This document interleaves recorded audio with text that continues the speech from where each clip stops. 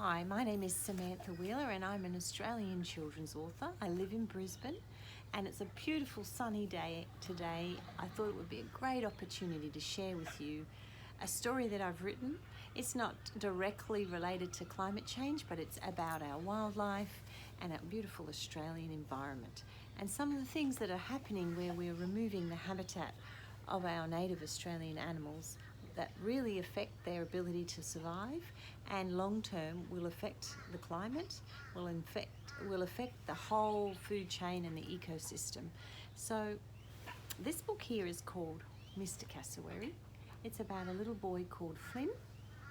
It won the Environmental Award for Children's Literature in 2018, and the reason I thought I'd read this one to you is because there's a lot of excitement, but also cassowaries are a bird that's very much misunderstood. You know, they're big and they're scary, but really underneath they do so much good for our rainforests. They eat the huge rainforest seeds, which helps propagate more rainforest trees. So they're so important.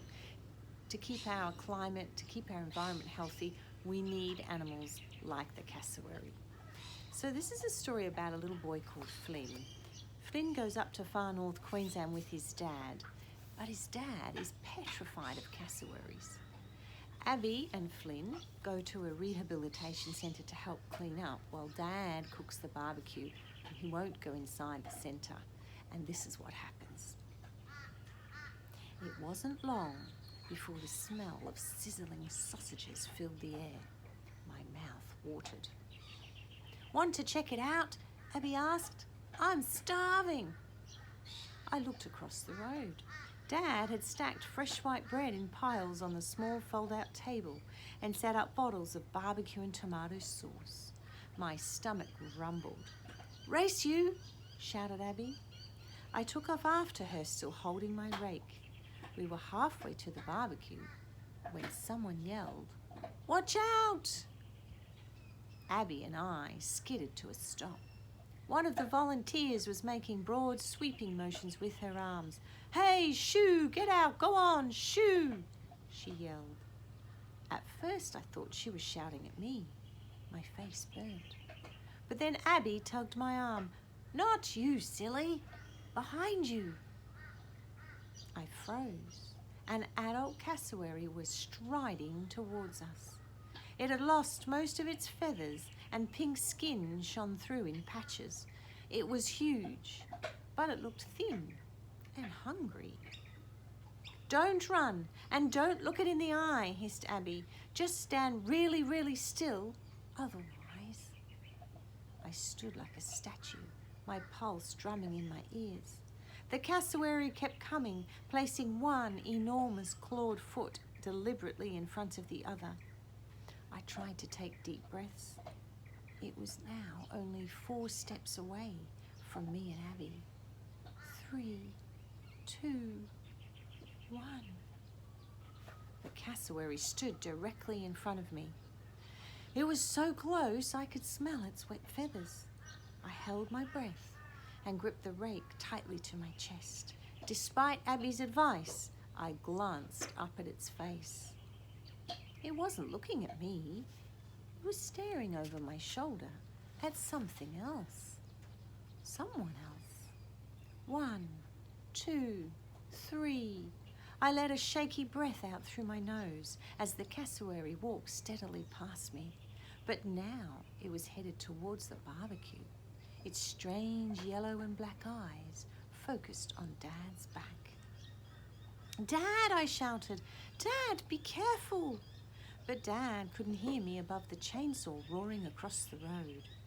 He continued to turn the sausages like nothing was wrong. I took 1 step towards him. "Dad, there's a—" "Stand still," hissed Abby.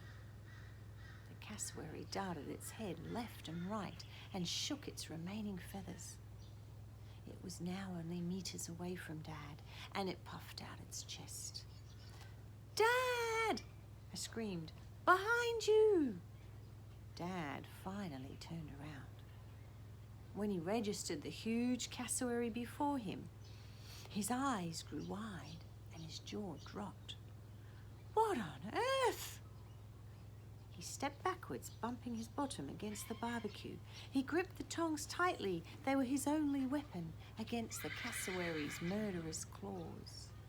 The cassowary raised his neck so that his face was level with his dad's. That's my donkey. Sorry.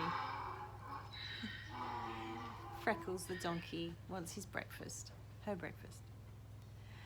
The cassowary raised his neck so that his face was level with Dad's. I watched as if in slow motion he lifted one threatening foot. Stop! I ran before I realised what I was doing. In an instant I stood between the world's most enormous cassowary and my dad. My stomach clenched as the black pupils of the cassowary's eyes stared right into mine. His sharp beak snapped at me. Flynn! Dad lunged sideways to dive in front of me, but the cassowary jumped and blocked his way. He wasn't letting Dad out of his sight.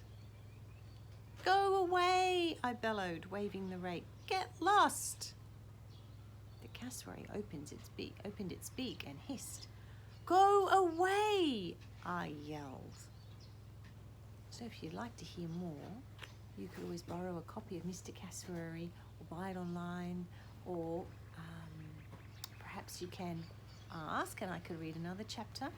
But at the end of the day, Flynn does something very brave to ensure the safety of cassowaries moving forward.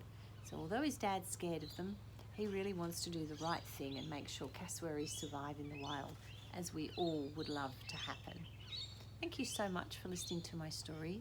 I hope you enjoyed it, and let's all work together to make sure that animals as beautiful as our cassowary stay safe and our environment remains as healthy as it possibly can. All right, signing off for now, and also the donkey. Can you see her? She's there, she's waiting for her brekkie. All right, see you.